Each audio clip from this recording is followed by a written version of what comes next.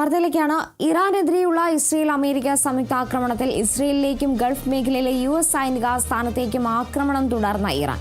ബഹ്റൈനിലെ Salman industrial മേഖലയിൽ വിദേശ കപ്പലിൽ തീപിടുത്തമുണ്ടായി. മിസൈൽ അവശിഷ്ടങ്ങൾ വീണ ഒരാൾ മരിച്ചു, 2 പേർക്ക് പരിക്കേറ്റു.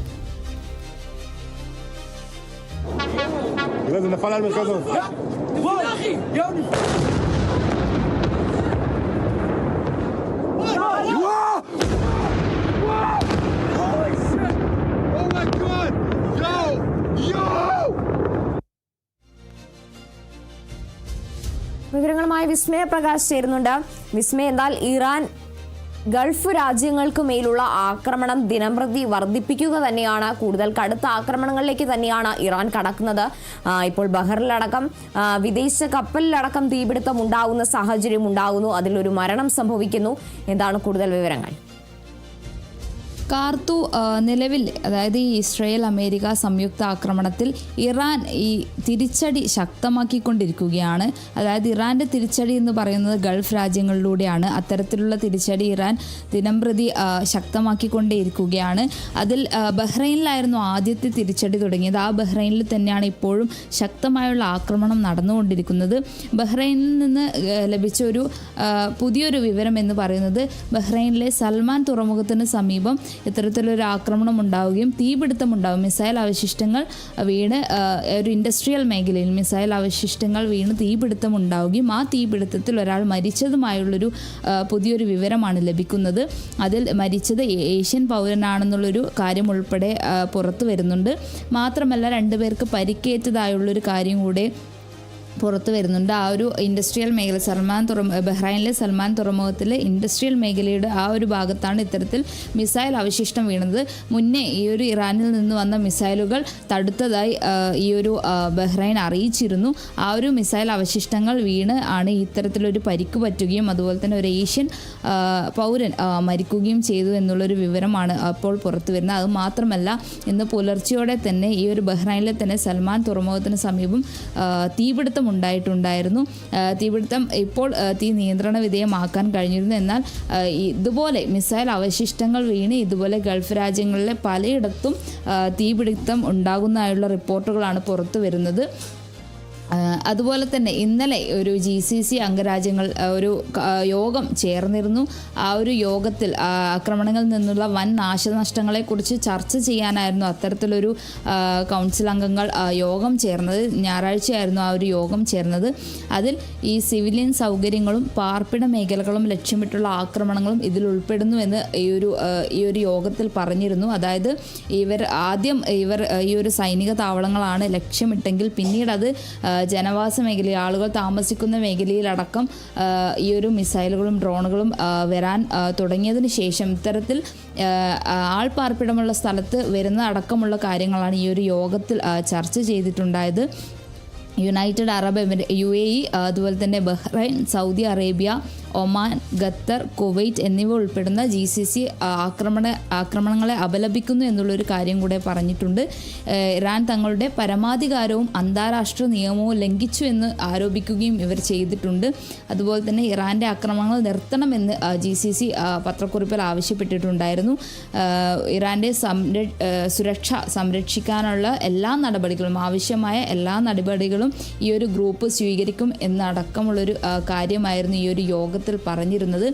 ആദ്യം സൈനിക താവളങ്ങൾ, ബഹ്റൈനിലെ ആദ്യത്തെ ഒരു ആക്രമണം എന്ന് പറയുന്നത് സൈനിക താവളങ്ങൾ ലക്ഷ്യമിട്ടായിരുന്നു. ബഹ്റൈനിലെ US സൈനിക താവളങ്ങളിലേക്കായിരുന്നു ആദ്യത്തെ ഒരു ആക്രമണം ഉണ്ടായിരുന്നത്. എന്നാൽ പിന്നീട് അതങ്ങോട്ട് ആൾക്കാർ താമസിക്കുന്ന ഒരു ഭാഗത്തേക്കും കൂടെ വ്യാപിച്ചതോടെ ഇത്തരത്തിൽ ഗൾഫ് രാജ്യങ്ങളിലൊട്ടാകെ ആക്രമണം വ്യാപിച്ചതോടെ, അതുപോലെ ആളുകൾ താമസിക്കുന്ന അടുത്തടക്കം ഇത്തരത്തിൽ ആക്രമണം വ്യാപിച്ചതോടെയാണ് ഇത്തരത്തിലൊരു കൗൺസിൽ യോഗം ചേർന്നത്.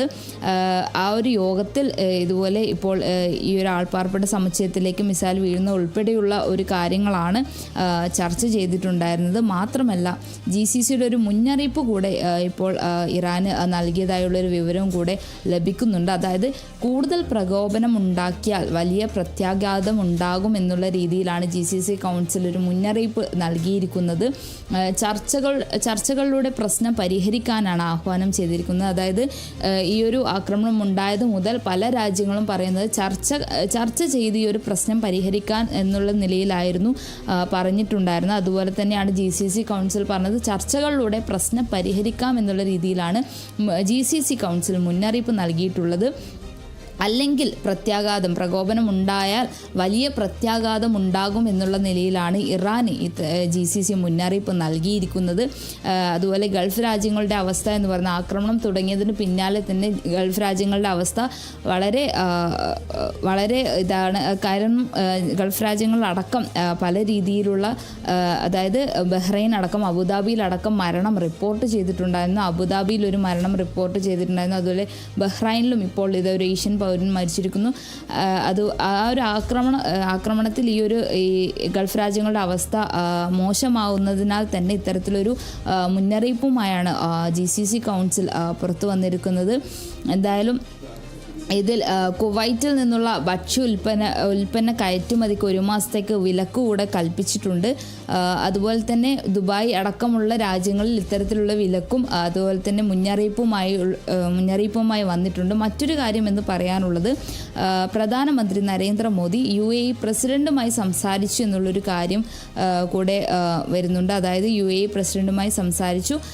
UAEക്ക് നേരെ ഉണ്ടാകുന്ന ആക്രമണങ്ങളിൽ പ്രധാനമന്ത്രി അപലപിച്ചിട്ടുണ്ട്. അതുപോലെ തന്നെ എല്ലാ സംരക്ഷണവും UAEക്ക് വേണ്ട എല്ലാ സംരക്ഷണവും നൽകുമെന്നുള്ളൊരു രീതിയിൽ ഉൾപ്പെടെ പ്രധാനമന്ത്രി UAE പ്രസിഡന്റുമായി ഫോണിൽ സംസാരിച്ചപ്പോൾ പറഞ്ഞിട്ടുണ്ടായിരുന്നു.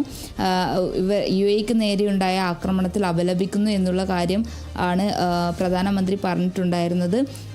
UAEയിലുണ്ടായ ആക്രമണങ്ങളെ ശക്തമായി അപലപിക്കുന്നു. ഈ ആക്രമണങ്ങളിൽ ജീവൻ നഷ്ടപ്പെട്ടതിൽ അനുശോചനം രേഖപ്പെടുത്തുകയും ചെയ്യുന്നു. ഈ ദുഷ്കരമായ സമയത്ത് ഇന്ത്യ UAEക്ക് ഐക്യദാർഢ്യം പ്രഖ്യാപിക്കുന്നു എന്ന് ഉൾപ്പെടെയുള്ളൊരു കാര്യമാണ് പ്രധാനമന്ത്രി പറഞ്ഞിട്ടുണ്ടായിരുന്നത്. അതുപോലെ തന്നെ UAEയിൽ താമസിക്കുന്ന ഇന്ത്യൻ സമൂഹത്തോടുള്ള കരുതലിന് നന്ദി പറഞ്ഞിട്ടുണ്ട് അദ്ദേഹം. സംഘർഷം ലഘൂകരിക്കൽ, സുരക്ഷ, സ്ഥിരത എന്നിവയെ പിന്തുണക്കുന്നു എന്നുള്ള രീതിയിലാണ് പറഞ്ഞിട്ടുണ്ടായിരുന്നത്. അതായത് ഈ ഒരു ആക്രമണം ഉണ്ടായപ്പോൾ മുതൽ ഇന്ത്യ നിലപാടൊന്നും പറഞ്ഞില്ലെങ്കിൽ പിന്നീട് സ്ഥിതിഗതികൾ വീക്ഷിക്കുന്നുണ്ടെന്നുള്ള രീതിയിലായിരുന്നു അല്ലെങ്കിൽ വിലയിരുത്തുന്നുണ്ടെന്നുള്ള രീതിയിലായിരുന്നു വാർത്തകൾ പുറത്തു വന്നിരുന്നത്. അതിനുശേഷം S ജയശങ്കർ ഈ രാജ്യങ്ങളിലെ വിദേശകാര്യ മന്ത്രികളോട് സംസാരിച്ചിരുന്നു. പിന്നീട് ഇതുപോലെ ഇന്ത്യ സംയമനം പാലിക്കുക എന്നുള്ളൊരു നിർദ്ദേശമായിരുന്നു എല്ലാ രാജ്യങ്ങൾക്കും നൽകിയിട്ടുണ്ടായിരുന്നത്. അതിനുശേഷമാണ് ഇപ്പോൾ ഈ പ്രധാനമന്ത്രി UAEയുടെ പ്രസിഡൻ്റായി ഫോണിൽ സംസാരിക്കുന്നത്. അതുപോലെ തന്നെ ബെഞ്ചമിൻ നെതന്യാഹുവുമായി ഈ ഒരു പ്രധാനമന്ത്രി ഫോണിൽ സംസാരിച്ചിട്ടുണ്ടായിരുന്നു. എന്തായാലും UAEയിലുണ്ടായ ആക്രമണങ്ങളെ ശക്തമായി അപലപിക്കുന്നു എന്നായിരുന്നു പ്രധാനമന്ത്രി ട്വിറ്ററിലിട്ട പോസ്റ്റിൽ പറഞ്ഞിട്ടുണ്ടായിരുന്നത്. നമുക്കറിയാവുന്ന പോലെ ഇന്ത്യയിലെ ഏറെ ആൾക്കാരും ഗൾഫ് രാജ്യങ്ങളിൽ ജോലി ചെയ്യാൻ പോയ ആൾക്കാരാണ്. അതായത് ഗൾഫ് രാജ്യങ്ങളിൽ കേരളം അടക്കം ഇന്ത്യയിലെ ഒട്ടുമിക്ക ആൾക്കാരും ഗൾഫ് രാജ്യങ്ങളാണ് ജോലിക്കായി ആശ്രയിച്ചിരിക്കുന്നത്. അതുകൊണ്ട് തന്നെ ഗൾഫ് രാജ്യങ്ങളിൽ ഉണ്ടാകുന്ന ആക്രമണം എന്ന് പറയുന്നത് അത് ഇന്ത്യയിലുള്ള ആൾക്കാരിൽ എത്രമാത്രം ആശങ്ക വർദ്ധിപ്പിക്കുന്നു എന്നുള്ളൊരു കാര്യം നമുക്കറിയാം. അതുകൊണ്ട് തന്നെ ഈ ഒരു ആക്രമണങ്ങൾ ശക്തമായി അപലപിക്കുന്നു എന്നും അതുപോലെ തന്നെ UAEയിൽ താമസിക്കുന്ന ഇന്ത്യൻ സമൂഹത്തോടുള്ള കരുതലിന് അദ്ദേഹം നന്ദിയും പറഞ്ഞിട്ടുണ്ട്. മാത്രമല്ല സംഘർഷം ലഘൂകരിക്കൽ, അതുപോലെ സുരക്ഷ, സ്ഥിരത എന്നിവയെ പിന്തുണക്കുന്നു എന്നുള്ളൊരു കാര്യം ഉൾപ്പെടെ ഇത്തരത്തിൽ പ്രധാനമന്ത്രി പറഞ്ഞിട്ടുണ്ടായിരുന്നു. അതുപോലെ ഈ ഒരു ആക്രമണത്തിന് പിന്നാലെ ഇപ്പോൾ വന്നൊരു വിവരം എന്ന് പറയുന്നത് കുവൈറ്റിൽ ഭക്ഷ്യോൽപ്പന്ന കയറ്റുമതിക്ക് 1 മാസത്തേക്ക് വിലക്ക് കൽപ്പിച്ചിട്ടുണ്ടായിരുന്നു. അതുപോലെ തന്നെ അബുദാബിയിലെ സെക്യൂരിറ്റീസ് എക്സ്ചേഞ്ചും ദുബായ് ഫിനാൻഷ്യൽ മാർക്കറ്റും 2 ദിവസം അടച്ചിടും എന്നുള്ളൊരു കാര്യം കൂടെ വരുന്നുണ്ട്. അതുപോലെ തന്നെ സുരക്ഷ കണക്കിലെടുത്താണ് ഇത്തരത്തിലുള്ളൊരു തീരുമാനങ്ങൾ എടുക്കുന്നത്. മാത്രമല്ല ഖത്തറിൽ ഒരു ഇറാൻ ആക്രമണത്തിൽ മലയാളിക്ക് പരിക്കേറ്റതായുള്ളൊരു വിവരം കൂടെ വരുന്നുണ്ട്. ദോഹയിൽ മലയാളികൾ താമസിക്കുന്ന ആ ഒരു സ്ഥലത്താണ്, ദോഹയിലെ മലയാളികൾ താമസിക്കുന്ന ഒരു സ്ഥലത്താണ് ആക്രമണം ഉണ്ടായത്. മാത്രമല്ല ദോഹയിലെ ഇന്ത്യൻ എംബസി ഓഫീസ് അടച്ചിടും എന്നുള്ളൊരു കാര്യം ഉൾപ്പെടെ ഇപ്പോൾ പുറത്തു വരുന്നുണ്ട്. മാത്രമല്ല മറ്റൊരു കാര്യം യു എയിലെ മറ്റൊരു പ്രധാന ഒരു കാര്യം എന്ന് പറയാനുള്ളത് ഇറാൻ എംബസി, യു എയിലെ ഇറാൻ എംബസി അടച്ചു എന്നുള്ളൊരു വാർത്തയും കൂടെ പുറത്തു വരുന്നുണ്ട്. ടെഹ്റാനിലെ എംബസിയിലെ ഉദ്യോഗസ്ഥരെ യു എ തിരിച്ചു വിളിച്ചു എന്നുള്ളൊരു കാര്യമാണ് പ്രധാന ഒരു കാര്യമാണ് ഇപ്പോൾ പുറത്തു വരുന്നത്. അതായത് അംബാസിഡർ ഉൾപ്പെടെയുള്ള സ്വതന്ത്ര ഉദ്യോഗസ്ഥരെ പിൻവലിക്കാനും ഇവർ തീരുമാനിച്ചിട്ടുണ്ട്. എന്തായാലും ഈ ഒരു ഇറാൻ്റെ തിരിച്ചടി, ഗൾഫ് രാജ്യങ്ങൾ ആക്രമിച്ചുള്ള ഇറാൻ്റെ തിരിച്ചടിയിലാണ് ഇത്തരത്തിലൊരു തീരുമാനങ്ങൾ എടുക്കുന്നത്. അതായത് ഇറാനിലെ എംബസി യു എയിലുള്ള ഇറാനിലെ എംബസി അടച്ചിടുന്നു എന്നുള്ളൊരു കാര്യമാണ് പുറത്തു വരുന്നത്. യു എയുടെ ഔദ്യോഗിക വാർത്താ ഏജൻസിയാണ് ഈ ഒരു വിവരം പുറത്തുവിട്ടത്. ഇറാൻ സാധാരണ ജനങ്ങൾക്കും അതുപോലെ തന്നെ അടിസ്ഥാന സൗകര്യങ്ങൾക്കും നേരെ നടത്തിയ ആക്രമണങ്ങളിൽ പ്രതിഷേധിച്ചാണ് ഇത്തരത്തിലൊരു തീരുമാനം എന്നതാണ് ഈ ഒരു വാർത്താ ഏജൻസി പുറത്തുവിട്ടൊരു കാര്യം എന്ന് പറയുന്നത്. മാത്രമല്ല ഈ ഒരു ഇറാനെതിരായ പ്രതിരോധ ആക്രമണങ്ങൾക്ക് രാജ്യത്തിൻ്റെ സൈനിക താവളങ്ങൾ ഉപയോഗിക്കാനുള്ള യു എസിൻ്റെ അഭ്യർത്ഥന. ഓക്കെ, പിന്നെ മറ്റൊരു കാര്യം എന്ന് പറയുന്നത് ഇതിൽ അതായത് ഈ ഒരു ആക്രമണം 3ാമത്തെ ദിവസമാണ് തുടരുന്നത്. ആ ഒരു ആക്രമണത്തിൽ യു എ പ്രതിരോധ മന്ത്രാലയം ഇതുവരെ 165 ബാലിസ്റ്റിക് മിസൈലുകളും അതുപോലെ തന്നെ 2 ക്രൂയിസ് മിസൈലുകളും 541 ഇറാനിയൻ ഡ്രോണുകൾ എന്നിവ കൈകാര്യം എന്നിവ തടുത്തതായുള്ളൊരു വിവരമാണ് പുറത്തു വരുന്നത്. അതായത് 3ാമത്തെ ദിവസമാണ് ഈ ഒരു ആക്രമണം തുടരുന്നത്. ആ ഒരു ആക്രമണത്തിൽ 165 ബാലിസ്റ്റിക് മിസൈലുകളും അതുപോലെ തന്നെ 2 ക്രൂയിസ് മിസൈലുകളും 541 ഇറാനിയൻ ഡ്രോണുകൾ എന്നിവ കൈകാര്യം ചെയ്തു എന്നുള്ളൊരു വിവരമാണ് യു എ പുറത്തുവിട്ടിരിക്കുന്നത്.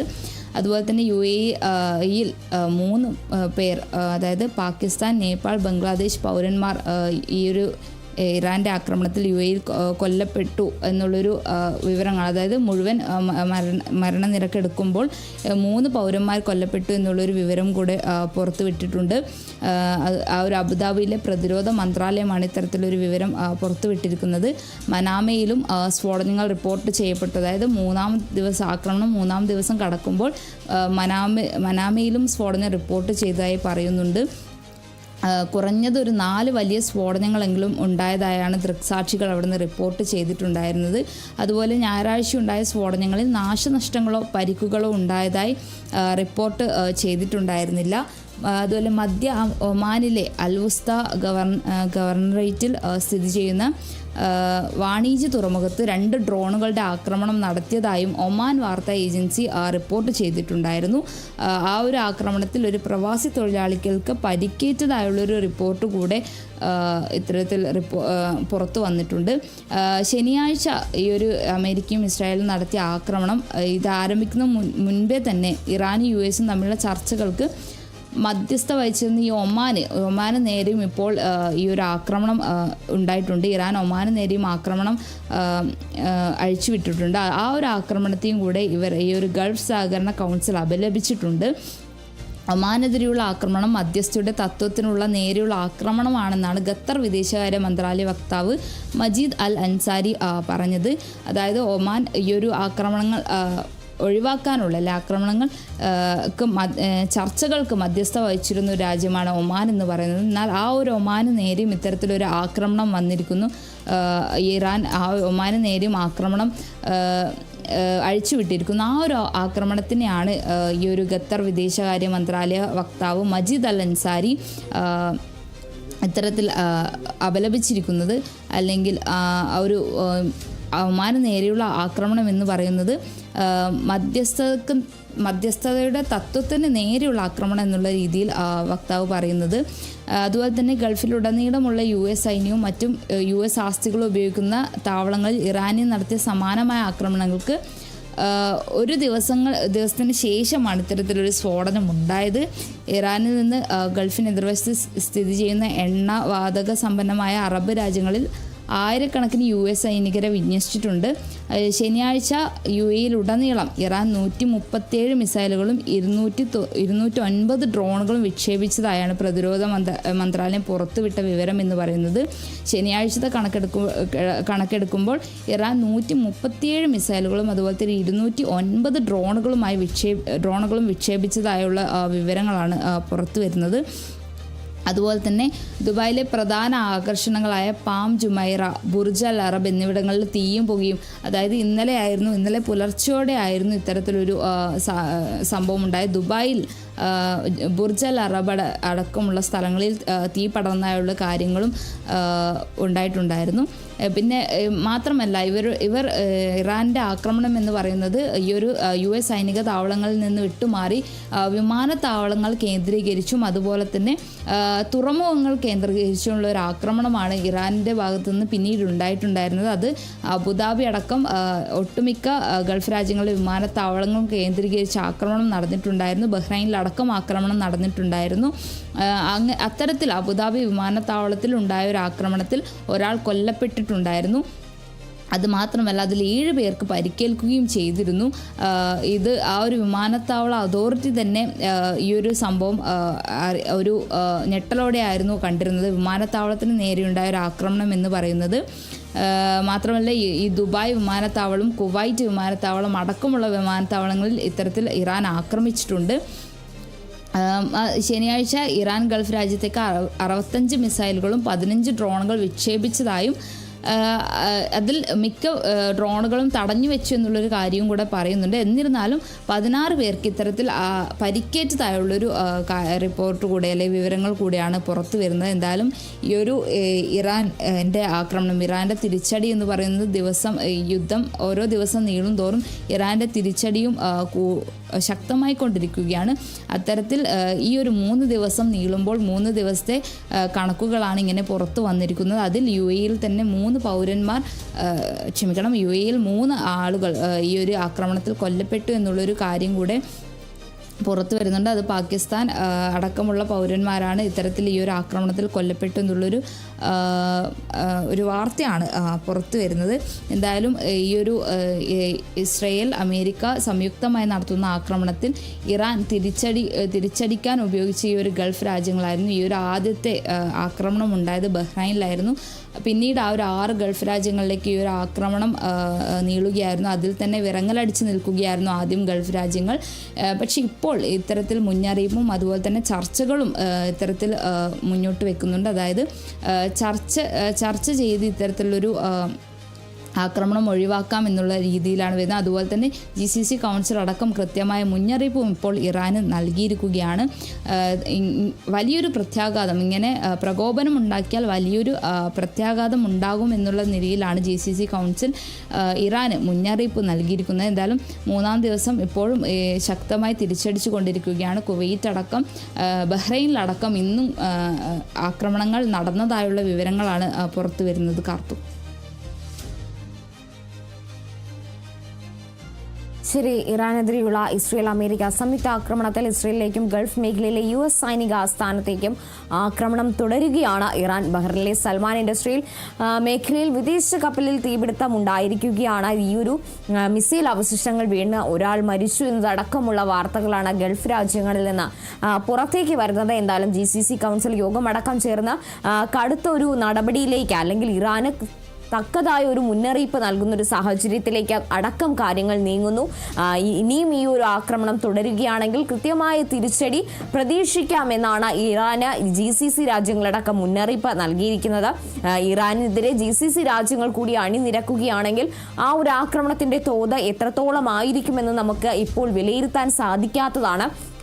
എന്തായാലും ഈ ഒരു ആക്രമണം ഇറാൻ തുടരുന്ന സാഹചര്യത്തിൽ കനത്ത തിരിച്ചടി തന്നെ ഗൾഫ് മേഖലയിൽ നിന്ന് അടക്കം ഉണ്ടാകാനുള്ള ഒരു സാഹചര്യമാണ് നിലവിലുള്ളത്. വിസ്മയ പ്രകാശാണ് വിവരങ്ങൾ നൽകിയത്.